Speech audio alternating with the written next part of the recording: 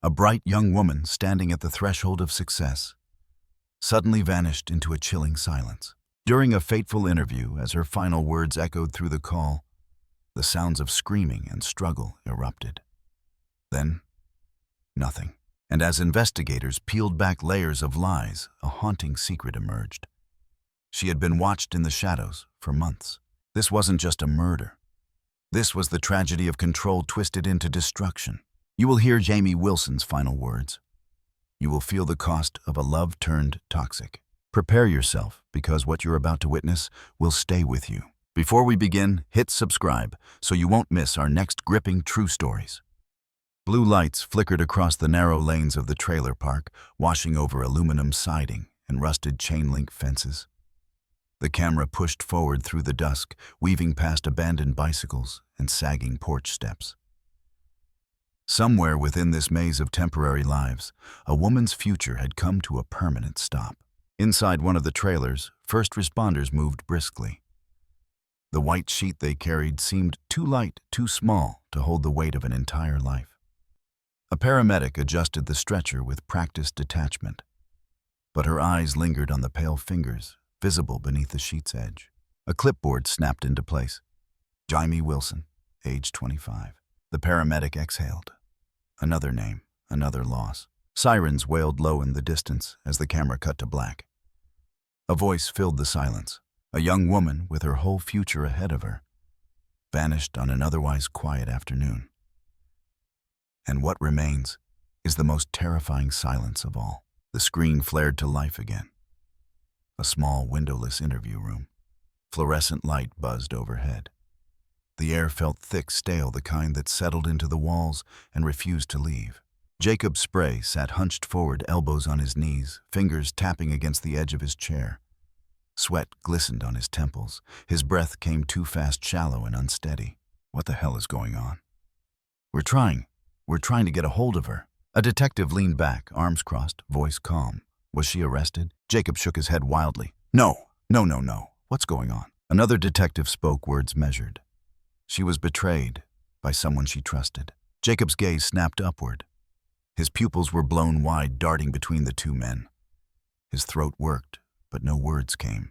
Are you going to, ever tell me what's going on with my wife? The concern is that we found her at the trailer, and she's not doing well.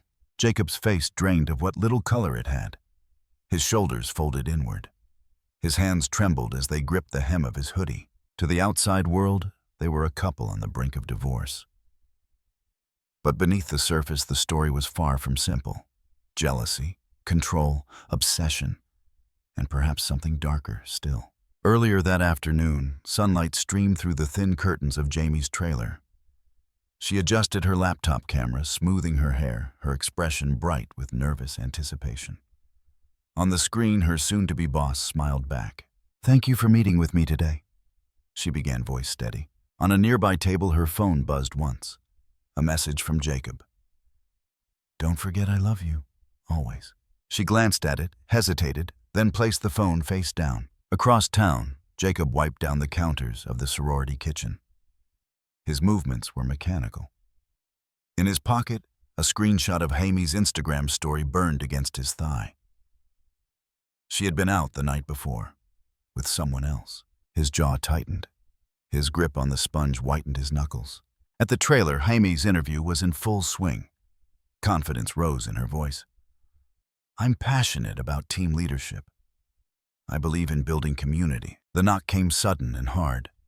Her head jerked toward the door. One moment she called, forcing a smile. Another knock, louder, faster. She stood, heart racing, and crossed the room. The door shuddered beneath a final blow. It burst open. The video call captured her startled cry, the blur of motion, then static. Back in the interview room, Jacob scrubbed at his face with shaking hands. "I swear, I don't know what happened. We were good. I gave her money. She wanted to move out of state. I wanted her to be happy." His voice cracked on the last word. "You said you spoke to her today?" one detective prompted. "Yeah, around 3:51. I texted her. I sent her a song." He swallowed hard. "A song about not losing someone you love." His head dropped, shoulders heaving. She texted back, said she understood. The room fell silent. Jacob's leg began to bounce faster and faster. What the hell is going on? His voice rose, almost pleading. Was she arrested? What is this? No, no, no, no. To outsiders, it was a divorce, like any other painful inevitable. But beneath the civil veneer lay a storm of unresolved longing, resentment, and barely veiled rage. The camera swept across Jamie's trailer. Furniture overturned a shattered phone beneath the couch. Strands of long brown hair tangled in a floor vent. A half-drunk glass of water sat forgotten on the counter beside her interview notes. A forensic technician adjusted her gloves, gently lifting Jamie's body. Deep bruising ringed her throat. Redness marked her jaw and mouth. The camera lingered on the evident's silent testimony to the violence inflicted. March 26, 2024. The day Jaime Wilson's voice fell silent. In the interrogation room, Jacob rubbed his eyes until they reddened. You aren't telling me anything. I'm starting to worry. Maybe she did coke or fentanyl or something. And now you're talking about another officer coming. It's making me jittery. His words stumbled over each other, frantic and raw. You guys got me freaked the fuck out. You called me after work. Now I can't get a hold of her. Her sister won't answer. I'm losing my shit and you won't tell me anything. A detective leaned forward, voice low. This isn't about drugs. It's about Jaime. And we need to understand what happened today. Jacob's eyes darted to the door as if weighing the distance. His breath caught. I swear we talked. She said she loved me. I love her. I'd take her back in a second. The detectives watched him closely, silent. Jacob's words came faster now, tripping over themselves. Last night we were fine. I dropped off food. Jerked chicken rice, Brussels sprouts. We met outside. I tried to kiss her. She said no. But we hugged. She said she had to go to work. It was fine. Everything was fine. The silence in the room deepened. Outside the trailer park lay quiet once more. Blue light still painted the scene in sickly hues. Inside the small home, a single phone continued to ring its chime, muffled beneath the weight of what had been lost. Was this an act of blind rage? A calculated plan, or the last desperate flailing of a man who could not let go? One thing was certain: Jaime's future had been stolen. And no sentence, no apology could ever give it back. Before there was silence, there was laughter. Before blood soaked the floor of a modest trailer, there was a girl with dreams so bright they lit up every room she entered. Jaime Wilson wasn't meant to be a victim. She was 25 sharp, bold, fiercely alive. Her friends called her the spark plug. Her professors called her a rising star. She had just weeks left before earning her master's degree in organizational management and leadership from Washington State University. She was an executive chef, already fast-tracked, respected. She ran high-pressure kitchens like orchestras, demanding but kind, fiery but fair. Every scar on her hands had a story. Every dish she served came with a smile and some swearing behind the scenes. She was the kind of woman who knew what she wanted and chased it with her full chest. But there was another side of her life, a softer, quieter space, where she became more than a professional, more than a student. A space where she was Aunt Jaime, kneeling in the grass, covered in flour, teaching her nieces and nephews how to crack eggs without getting shell everywhere. A memory flickered Jaime at her mother's kitchen counter. Sleeves rolled cookie dough under her fingernails, children screaming in laughter behind her as she spun stories of one day opening a place of her own. Wilson's table, she said with pride. Fresh food, no bullshit, big love. Everyone laughed. But she meant it. She always meant what she said. It was hard to reconcile that woman with the body now lying cold in a morgue. The disconnect was too sharp, too cruel. But stories like lives are rarely simple. Jacob's spray came into Jaime's life the way some storms do, slow, at first gentle, even promising. He was older, quieter, the kind of man who didn't take up too much space in a room, but watched everyone carefully. At first she found that calming. He listened more than he spoke. He cooked well, worked hard.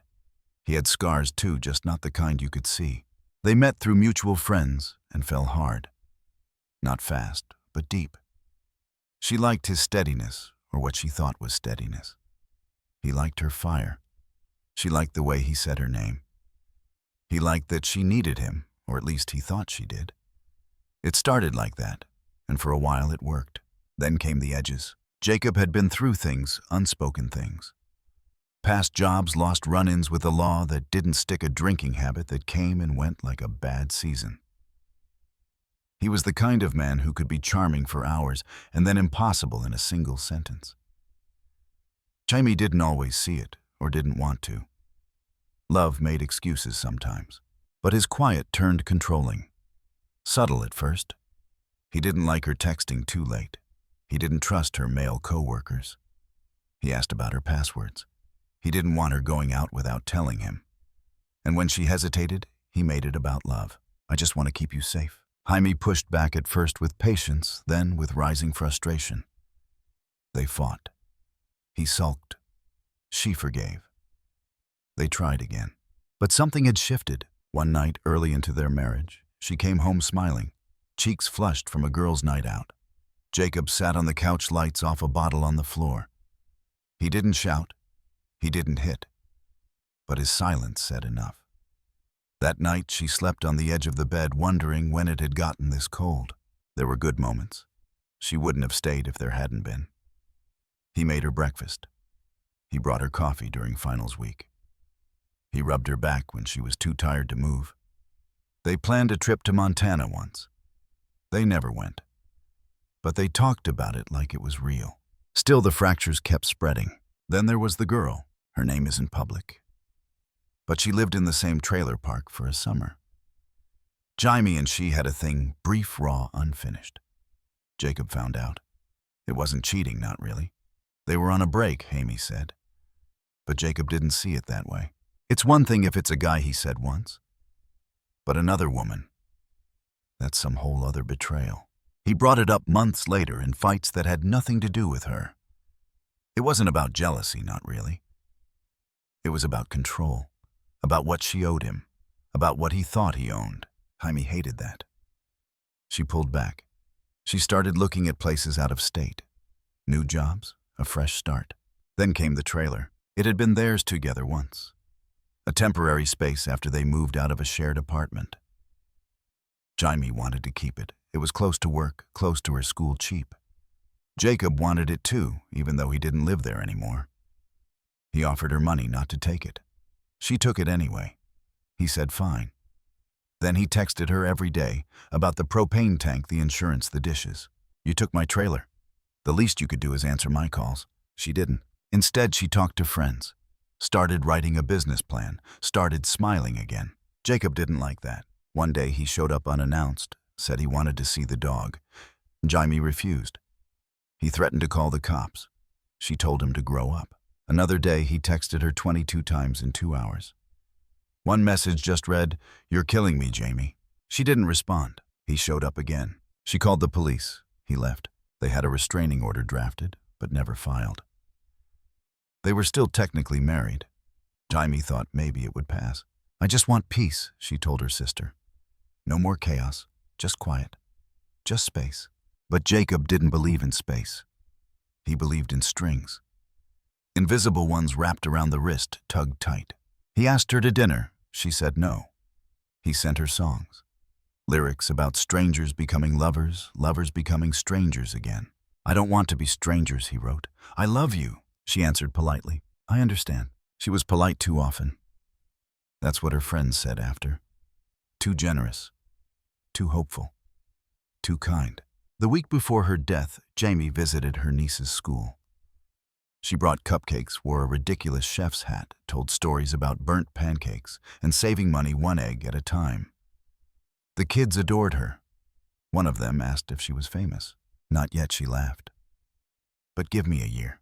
No one could have imagined she wouldn't get that year. Back in the interview room, Jacob leaned forward again. We weren't fighting, I swear, it wasn't like that.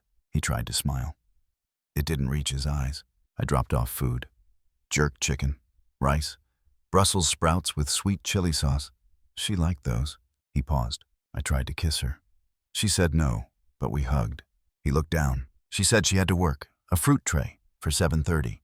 He spoke as if the details would save him. The detectives listened.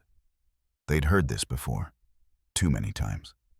The little moments, the food, the jokes, the plans that killers clung to, like proof that they weren't capable of ending something beautiful. She said she loved me. He said it again. She said she loved me. As if that love still hung in the air, still had power. But love, when twisted, becomes something else entirely. Jacob had a habit of confusing control with devotion, fear with passion, silence with peace. He thought he knew her better than anyone. He thought she owed him something. A goodbye, a kiss, a second chance. But Jaime owed no one her life. And in the end, what he couldn't accept wasn't just that she left him. It was that she was going to survive without him. That was the final fracture. And soon, it would split wide open. March 26th, 2024. A date Jaime Wilson had circled on her calendar with a bright red marker. A single word written beside it, future. That morning dawned clear. A thin line of sunlight crept across the floor of her trailer as she stood by the window, sipping her coffee, her mind racing through the answers she had practiced. Leadership resilience, team culture, conflict resolution. She was ready. The call would come in a few hours, and if it went well, the promotion she'd worked for would be hers. She didn't tell Jacob about the interview. She had stopped sharing her milestones with him weeks ago. It was easier that way. Cleaner. The call came at 3:00 p.m. sharp. Jaime paced once around her small living room, inhaled deeply and clicked, "Join meeting." "Hi, Jaime, glad you could make it?" Her boss greeted warmly from the other end. Jaime smiled, pushing her nerves down. "Of course. I've been looking forward to this." The questions began. They flowed easily at first, her leadership style, how she handled stress, her vision for team growth. But beneath her calm exterior, something else buzzed. Her phone, face down on the table, lit up again and again. Messages from Jacob. 20 in the last hour. "I'm outside. Need to talk. Just 5 minutes.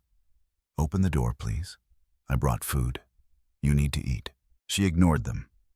The interview mattered. More than anything, he had to say. On screen, her boss continued. "Tell me about a time you resolved a conflict in the kitchen." Jaime leaned forward, voice confident. "Last summer, we had 2 new hires who clashed over scheduling." A thunderous knock interrupted her mid-sentence. "Bam, bam, bam." She flinched. Her boss's eyes widened. "Everything all right there, Jaime?" She forced a shaky smile. "1 sec, sorry. Someone's at the door." But the knocking didn't stop. It grew louder, more frantic. Bam, bam, bam, bam, bam. Jaime muted herself. She moved to the door, her heartbeat slamming in her chest. "Jacob," she said through the locked frame, her voice low and tight. "I'm in the middle of something. You need to leave." "Jaime, please. Just open the door. Just talk to me. I brought your favorite. Come on." She pressed her palms against the cool metal, resisting the urge to scream. "Not now, please." On the screen, her boss watched in growing concern as muffled voices filled the call. The door rattled. Then, with a splintering crack, it flew open. Jaime screamed. The call remained connected. The recording software, always set to capture key meetings, continued to run. From that point forward, it captured hell. The first sound, the crash of the door. Then a thud, Jaime's chair tipping over. "Jacob, stop, no." The sound of a struggle followed. Heavy breathing, flesh striking flesh, furniture dragging across the floor. Her boss's voice came faintly through the speaker. "Jaime. Can you hear me, Jaime?" No response. Just the escalating sounds of a fight. A sharp, tearing sob, a choking gasp. "Jacob, please, please." Then came a sudden hollow silence. Moments passed. Long, breathless moments. Then the soft mechanical buzz of the line going dead. Back in the interview room, hours later, Jacob Spray sat hunched in his chair, sweat pooling at the hollow of his throat.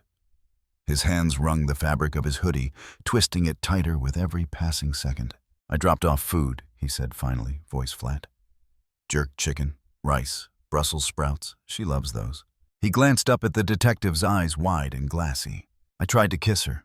She said no, but we hugged. Then I left. That's it." His words hung in the air like smoke, thin and unconvincing. The detective leaned forward. "That was today." Jacob nodded. "Yeah, around 6. You didn't go inside the trailer?" "No." He hesitated. "I mean, we stood outside. I handed her the food. We talked. It was normal.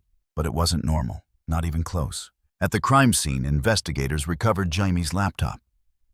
The recording file remained open, preserved in its entirety. When they played it back that night, in the sterile hum of the evidence lab, seasoned officers fell silent. The audio told the story Jacob refused to. The knock, the forced entry, the screams, the brutal scuffle. Then most chilling of all, a single strained gasp. "Jacob, why?" And then silence. In court weeks later, that recording would become the damning centerpiece of the case. The moment a jury heard the life of Jaime Wilson being stolen in real time. But that day in the small interview room, Jacob stuck to his version. "I left after we hugged, I swear." A detective tapped his pen against the table, measured and slow. "She never mentioned the interview." Jacob blinked. "Interview." The detective didn't answer. Just let the question hang. Jacob fidgeted. His knee bounced wildly now. "I was just trying to make peace," he insisted. "She told me she loved me." He wiped his nose with the back of his hand. "We were going to file the papers Friday. Everything was fine." But everything was not fine. While Jacob spun his careful web of half-truths, forensic techs cataloged the scene. Blood patterns told a different story, one of violent struggle. Jaime had fought hard, bruising around her neck, defensive wounds on her arms, a shattered lamp. A phone tossed beneath the couch screen cracked, but still powered on. Text messages corroborated what the audio revealed. Earlier that day, Jaime had sent a final message to her sister. "Jacob's outside again. I'm scared. Don't answer if he calls. I'll update after the interview."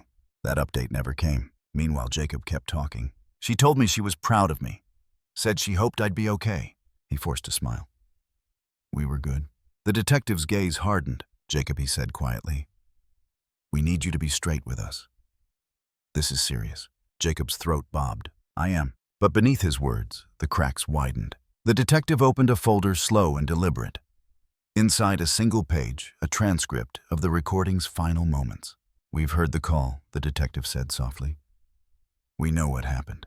Jacob froze. His pupils shrank. His hands went still. He stammered. "I don't know what you're talking about." But he did. And the panic in his eyes betrayed him.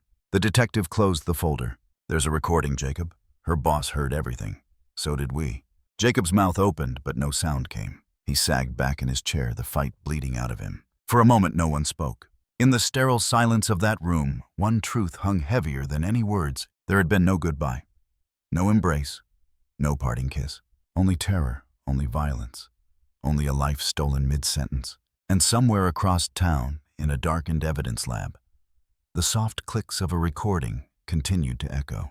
A haunting testament to the last words Jaime Wilson would ever speak. The room felt smaller now. The air heavier. The faint hum of the fluorescent lights seemed louder in the silence stretching between Jacob's spray and the two detectives seated across from him. His hoodie was soaked at the collar, sweat darkening the fabric. His left leg bounced uncontrollably, the motion drawing the gaze of both officers. His knuckles were white from gripping the edge of the chair. "You said you got off work around 6:31. Detective prompted, voice low, deliberate. Jacob nodded quickly. "Yeah, 6:30 maybe. 6:40. I mean, dinner goes out at 6. I wipe down the counters. Takes me a few minutes." The detective tilted his head slightly. "But earlier you said you got home closer to 7. Jacob blinked. "Right. Yeah, 6:30 to 7. Traffic, you know." "No traffic reports today," the other detective said evenly. Jacob's mouth worked silently for a beat. His pupils were still wide, the edges of his irises ringed in red. "I mean, I stopped for a drink," he offered, voice hitching. "I wasn't keeping track, really." "And what time did you text Jaime?" 3:51. He answered too fast, as if rehearsed. "And when did you last see her?" Jacob hesitated. "Last night. I dropped off food." "You said today earlier." No, last night. I mean, I saw her last night. Today we texted. I didn't see her today." His words tumbled over each other, sweat rolling down the side of his face. One detective scribbled a note in his pad. "Jacob walked me through today, from start to finish." Jacob's eyes flicked to the door, then back. I woke up. Worked out, left here around 7:50. Got to work 8:15. Worked all day. Texted Jaime at 3:51. Finished work 6-ish. Stopped for a drink. Came home." The detective nodded. "You said before you called your dad when you got home." Yeah, I think. Maybe while pulling in. I had my headphones in. Didn't hear the first call." "Then you texted Jaime again." "Yeah. Called. No answer. Silence. The detective leaned forward. Jacob, when did you last go to the trailer? I told you last night. His voice cracked. That's not what your father said. The words hit Jacob like a slap. His breath caught. His hands flew up, palms out. Wait, what? We spoke to your dad. The detective continued, voice soft. He said you told him something else. Jacob's pupils shrank. He licked his lips, hands trembling now. No, I didn't say anything different. I swear. You told him you'd been there today. No. He's confused. I just said I was worried. The first detective's tone hardened. Jacob, your father wasn't confused. He told us you were at the trailer, that you told him things weren't okay. Jacob's breath came faster now, chest rising and falling in short bursts. He wiped both hands down his thighs, smearing sweat across the fabric. I don't know what you're talking about, he whispered. A long beat of silence. You said earlier, the other detective began carefully. You thought maybe Jamie had done some coke or fentanyl. Yeah, I mean maybe. She was hanging out with new people. You think that explains what we found? I don't know, maybe. Or the propane. His voice was rising now, panic seeping in. She said the reader was broken. Maybe she got carbon monoxide poisoning or something. The detective's pen stilled on the page. There was no gas leak, Jacob. Jacob's mouth opened, but no sound came. The detective pressed on. There was no sign of drugs in her system either. You know what happened. Jacob's head shook violently. No, I don't. I swear. You do, the detective said firmly. Jacob's hands clawed at the edge of the table now, white-knuckled. His leg bounced faster. I didn't. His voice broke. He looked around the room like a cornered animal. Jacob, the first detective, said softly, you need to be honest, right now. Jacob's breath came in short, ragged gasps. He ran both hands through his hair, tugging hard at the roots. She said she loved me, he blurted. She told me she loved me. The detectives waited. I wanted to talk, to make sure she was okay. Silence. I didn't go inside. Silence. You have to believe me. The first detective leaned back. We have the recording, Jacob. We know what happened. Jacob's face drained of color. His lips parted, but no words came. His chest heaved. For a long moment, the room held its breath. Then Jacob's gaze shot to the door. Without warning, he surged to his feet, chair toppling behind him. Jacob, sit down, the detective barked. But he was already moving, staggering toward the door in a desperate lurch. The second detective was faster. In one fluid motion, he rose, intercepting Jacob mid-stride. A sharp scuffle broke out, tables skidding sideways, chair legs scraping across linoleum. Get on the ground, the detective shouted. Jacob fought, twisting wildly, hands flailing. The first detective joined, slamming him against the wall. I got this. Get on the ground, the second officer yelled again. I'm done. Jacob gasped, voice high and frantic. I'm done, please stop. But his body kept fighting, muscles locked in primal panic. Stop resisting, the detective snapped, forcing Jacob's arms behind his back. A final wrench, a sharp cry, and Jacob crumpled to the floor, breathless and pinned. I'm done, I swear I'm done, he sobbed. You're under arrest, the first detective said coldly. Don't move. Jacob lay, trembling face pressed to the floor, tears streaking his cheeks. The door clicked shut behind them, the echo ringing in the sudden stillness. In that suffocating silence, one truth remained. Jacob Spray hadn't just lost control. He had chosen to destroy it. The moment Jacob Spray hit the floor of that interview room, the weight of what he'd done began to close around him like a tightening noose. His body trembled beneath the cold hands that pinned him to the linoleum. His mind spiraled, searching for any version of this nightmare he could still control. But some things once spoken cannot be unsaid. Some truths cannot be unmade. 3 hours earlier, as the light had begun to fade over the trailer park, a single call left Jacob's phone. One call, one mistake. A last desperate reach for absolution from the only voice that might still answer. His father. Randy Spray had been sitting alone at the bar in the Coeur d'Alene casino when his phone buzzed against the sticky wood. He almost ignored it. Then saw his son's name. He answered on the third ring. Jake, what's going on? There was silence first, a long ragged breath. Then Jacob's voice cracked and shaking. Dad, I messed up. I think I killed her. Randy's blood ran cold. What, Jake? What are you talking about? Another breath, a sob caught halfway. I went over there. I didn't mean to. But she was going to leave, Dad. She was going to go. I couldn't. The call cut out. Panic surged through Randy. He tried to call back twice, 3 times. No answer. He dialed 911 with shaking hands. My son. He said he killed his wife. Please. Now, days later, he stood in a cold courtroom beneath the brittle stare of strangers summoned to speak the words that had shattered his world. The room was packed, the air stifling beneath its weight of grief and judgment. Randy gripped the edges of the witness stand, knuckles white. The prosecutor's voice was gentle. Mr. Spray, can you tell the court about the call you received? Randy swallowed hard. His voice broke. He said, I killed her. My boy. My son. Silence pressed down upon the courtroom. On the defense bench, Jacob stared at the floor, his face pale, hollowed out. The fight had long since left his eyes. Randy's voice cracked again. I tried to call him back, over and over, but he didn't pick up. I knew it was real. Across the aisle, Jaime's family sat frozen. Her mother's fingers dug deep into the sleeves of her cardigan. Her sister sobbed quietly, head bowed. But this was not the only secret that had crawled out from behind Jacob Spray's shattered facade. In the weeks that followed the murder, as investigators sifted through Jaime's trailer inch by inch, a darker truth began to reveal itself.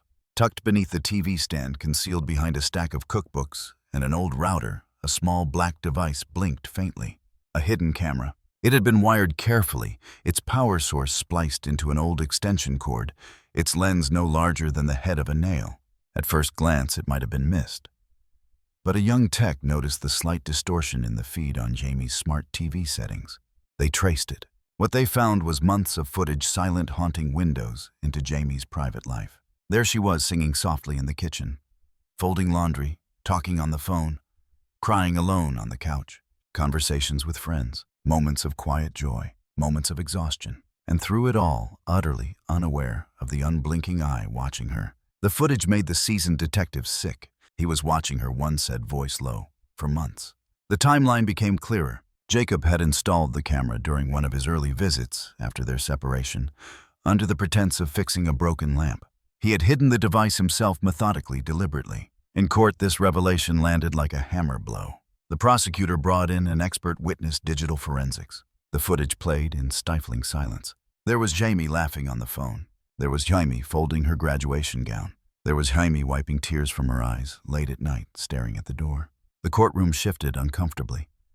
A collective shudder rippled through the gallery. The prosecutor's voice sharpened.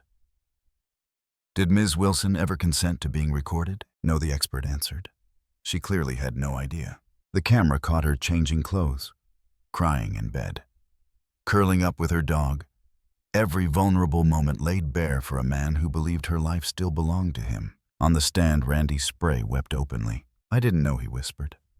God, I didn't know. The prosecutor nodded solemnly. Mr. Spray, when your son called you, did he sound remorseful? Randy shook his head, tears falling freely. He sounded broken, but not sorry. Like he didn't even understand what he'd done. On the bench, Jacob kept his head down. The defense lawyer stood, voice brittle. Mr. Spray, is it possible your son was confused? Under the influence? Randy's gaze hardened. No, he said firmly. He knew what he was saying. The camera footage spoke louder than any words. Each frame of Jaime's unguarded life played out like a violation made manifest. The trust she had once given Jacob had been twisted, corrupted into something monstrous. And when that trust finally broke, when Jaime refused to be watched, to be owned, to be controlled, Jacob made the choice that ended her future. But even as the camera's feed went black on the night of March 26th, one chilling truth remained. She had never known, not even in her final moments, not as she fought beneath his hands, not as her breath faltered and failed. She had never known that every smile, every tear, every whispered dream had been stolen and stored by the man who claimed to love her. A love that had become a cage that killed her. And as the courtroom sat in stunned silence, the reality of that violation settled deep into every heart present. No sentence, no verdict, no justice could ever restore what had been taken. Some wounds cut too deep. Some betrayals burn forever. March 2025. The courtroom smelled faintly of wood-polished dust and old paper like every courtroom does, no matter the city, no matter the story. But on this day, the silence inside felt like something else entirely. Like a weight suspended mid-air. Like breath collectively held. At the center sat Jacob Spray, shoulders hunched, hands clenched tightly together in his lap. His hair was longer now, his face pale and drawn, as though the months inside had already eaten something from within. Across the aisle, Jaime Wilson's family filled 2 entire benches. Her mother upright and still gripped a crumpled tissue so tightly it looked like part of her skin. Her father sat beside her, shaking slightly, jaw clenched. But it was her brother Jeremy who first broke when the recording was played. They dimmed the lights for the jury like it was a presentation, but it wasn't. It was a reckoning. The audio began crackled and distant, but clear. Jaime's voice, confident and professional, flowed for the first few seconds. Thank you for the opportunity. I'm really excited. Then the knock, then the door, then the scream. Jacob's name shouted once, then again. Then the scuffle, the sound of impact, a crash. Jaime's voice, high and terrified. Stop! Jacob, please don't. The courtroom was still frozen in horror. And then the final words, Jacob, why? Followed by silence. And then the faint hum of an empty connection. When the lights came back on, Jaime's father was weeping openly. His shoulders heaved silently as he tried to cover his face with both hands. Her sister held onto him tightly, tears streaking down her cheeks. On the stand, her former boss from Washington State University sat motionless, eyes glassy. She was poised, he said softly, voice breaking. Confident. She was going to run our next division. We'd already decided. He paused. I heard everything. A silence. I heard her scream. I heard the fight. I heard her beg. And then I heard her stop. He looked toward the defense table. There was nothing I could do. The prosecutor asked no further questions. The forensic pathologist was next. An older woman with clinical calm, her white hair pulled into a tight bun. Her words were not meant to shock. They were simply the truth. Manual strangulation, she said, consistent with intense prolonged pressure, likely 5 minutes or more. She glanced at the jury. It takes between 4 and 6 minutes to kill someone that way. Jaime would have remained conscious for the first 2. She would have felt the pain. She would have known. Someone in the gallery gasped. One juror looked down at their hands. There were defensive wounds on her arms, bruising under the fingernails. Her body tried to fight. She paused, searching for the right words. She died terrified. That is medically inescapable. Then she turned to a final exhibit, an image of Jaime's neck blown up on a monitor. Purple, blue, black. The clear imprints of a man's hands. No one spoke. The judge asked for a recess. People stood but didn't speak, didn't breathe. They just walked out into the hallway, blinking hard, pretending they could look away. Later that afternoon, the prosecution introduced one last piece of evidence. It wasn't audio. It wasn't forensic. It was a photo, a single chair in an auditorium. Spring convocation. Rows of graduates in dark blue robes. Faculty standing proud. Families clapping. Camera shutters clicking. And in the third row from the stage, one chair stood empty. On it sat a graduation cap, a white orchid, and a framed photograph of Jaime Wilson. A nameplate rested on the seat, Jaime Wilson, M.A., honoris causa. The room turned quiet again. Not the silence of law and order, but the silence of what could have been. She should have been there, the prosecutor said, voice low. That was supposed to be the day she began her next chapter. Instead, it became the day she was mourned. One juror wiped at their eye. Another stared straight ahead, unmoving. The prosecutor turned to the jury box. She was not a statistic. She was not a file number. She was a person, a sister, a daughter, a friend, a chef, a leader. Then his voice sharpened, and she was murdered. By the man who could not stand to let her live without him. His gaze shifted to Jacob Spray, a man who watched her, followed her, controlled her, and finally killed her. He let the words hang. The defense will ask you to consider the pressures he was under. His mental state, the heartbreak. But heartbreak is not a defense for strangulation. Grief is not an excuse for 5 minutes of murder. A long pause. Jacob Spray had every opportunity to walk away. He chose not to. He looked to Jaime's family, then back at the jury. Don't let her name become just another one in a file. That night, the jurors deliberated until past midnight. They didn't argue. They didn't second-guess.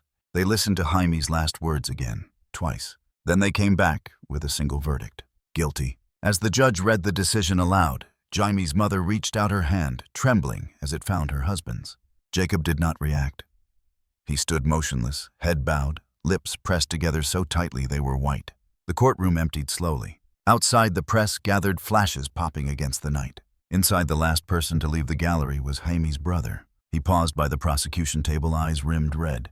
"Thank you," he said quietly. And then he walked into the night, into a world that would always be missing something. Something bright, something bold, something irreplaceable. But for that one moment, in that one courtroom, justice had a name. And her name was Jaime Wilson. The sentencing took place on a gray March morning, a year almost to the day, since Jaime Wilson had been murdered. The courtroom was packed, the air taut with something that went beyond tension, something closer to exhaustion. A long war of grief and truth that was about to end, at least in the eyes of the law. Jacob Spray sat at the defense table, shoulders slumped, eyes empty. The orange of his jumpsuit seemed to drain what little color remained in his face. His hands were limp in his lap. He hadn't spoken since the verdict. He hadn't looked at the gallery once. The judge's voice rang clear and steady. "In the matter of the state versus Jacob Allen Spray, having been found guilty by a jury of your peers, this court sentences you to 26 years in the custody of the Department of Corrections." No reaction, not from Jacob, not a blink. A gasp rippled through Jaime's family. Her mother squeezed her husband's hand until her knuckles turned white. Her sister closed her eyes, tears streaming silently down her cheeks. But Jacob remained a statue, frozen vacant. The prosecutor stood for a final statement. His voice carried the weight of everything the court had seen. "He will be 56 years old when eligible for release," he said softly, turning toward the jury one last time. "He will still have a future." He looked across to Jaime's family. "Jaime does not." The judge rose. The gavel struck. The sentence was final. Jacob was led from the courtroom in chains. His gaze remained fixed forward, blank, as though already lost to some place far beyond the bars that awaited him. Later that afternoon, inside the empty gallery, Jaime's lawyer stood alone with her family. "She deserved the world," the lawyer said softly. He took it from her. "We took what we could back." She paused. "But we all know there are no real victories here." Then she added, voice firmer, "He will be 56 and still breathing. Jaime will never see tomorrow." Outside, clouds hung low over the courthouse. Reporters waited, cameras ready, pens poised. Inside a small apartment 2 blocks away, Jaime's sister opened her laptop. On the screen, a video file waited, one they hadn't been able to face before. She pressed play. The image flickered to life. Jaime, grinning, sitting cross-legged on the floor in her pajamas, hair pulled into a loose braid. Her niece sat beside her, eyes wide, clutching a small toy camera. "Okay, say it with me," Jaime laughed. "I can do anything." The little girl repeated the words in a proud, high-pitched voice. "I can do anything." Jaime's smile grew wider. Her eyes shone. "That's right, baby. We are going to do big things, you and me." The little girl giggled. Jaime leaned close to the camera, voice dropping to a conspiratorial whisper. "And Auntie Jamie's going to run her own restaurant soon. Big tables, big dreams." The screen froze on her face, bright, full of life, filled with a future that had been torn away. Back in the courtroom, as the lights were shut off and the last officials filed out, the voice of the narrator rose over the fading scene. "This is what justice looks like on paper." The camera lingered on the empty defendant's chair, the worn floor beneath it. But is this justice? Or is it just pain carefully folded into the pages of a sentencing order? The final image held for a beat longer, then faded to black. Spring came late that year. The grounds at Washington State were still cold, the earth stubborn beneath the shovel's blade. But Jaime's family gathered anyway, bundled in coats and scarves, their hands raw, their faces set with quiet purpose. They stood in a small clearing near the student center where sunlight spilled through the still bare branches of the young trees. Beside them sat a single sapling green, fragile and reaching. Her mother held the first shovel of soil, her hands trembling but steady. "For you, baby," she whispered. Then she dug. One by one they followed, father, brother, sister, friends. Each pressed earth around the slender trunk, anchoring it to the place where Jaime had built so much of her life. Around them, a small crowd gathered. Professors, classmates, administrators, a few strangers who had followed the case and simply wanted to bear witness. No one spoke loudly. The air was thick with something that did not need words. Finally, Jaime's niece stepped forward, a small ribbon clutched in her fist. She tied it carefully around one of the branches, her brow furrowed in concentration. Then she looked up at her grandmother.